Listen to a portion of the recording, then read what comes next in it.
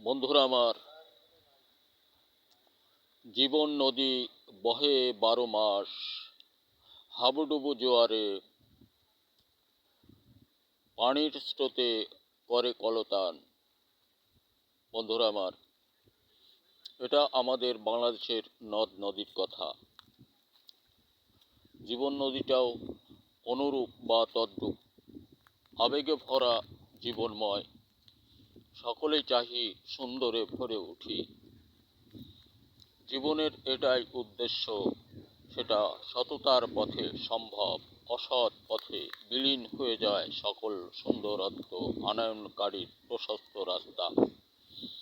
তাই আমরা সহজেই সুমহানের দ্বার প্রান্ত অবলম্বন করতে পেরেছি বলে বোধ করি আমাদের এক জ্ঞান চেতনায় আসে। কারণ এ মহা বিশ্বটাকে সৃষ্টি করেছেন তিনি, সাহায্য সেখানেই পেতে হবে সকল জীবনের সুখময়ের জন্য। বন্ধুরা আমার, আমার মনে পড়ে যতটা দিন আমাদের পৃথিবীতে বাঁচে থাকতে হবে, অতটা দিন অন্ন বস্ত্র বাসস্থান সকলটা সুন্দরে ভরে রাখতে হবে। তাহলে আমাদের হাতে কাজ থাকতে হবে।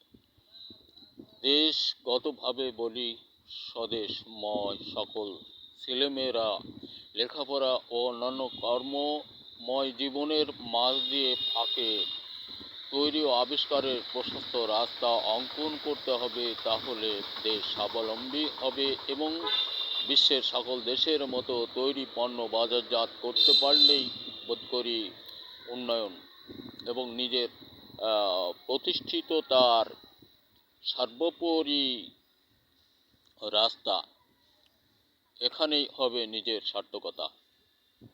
তাই আমি দেশময় সকল সন্তান সন্ততিদেরকে বলি, তোমরা ভুলে গিয়েও না, অন্তত তৈরির দিকে অগ্রগতি বাড়াও, অগ্রসর হও। হবে না এমন শব্দটি নেই। আমি বলে থাকি তৈরিটা ধুলো খেলার মতো। এই জন্য সকলেই আমরা প্রচেষ্টা চালাই, হবেই শিওর, না হওয়ার কোনো কথা নেই যে তৈরি হবে না।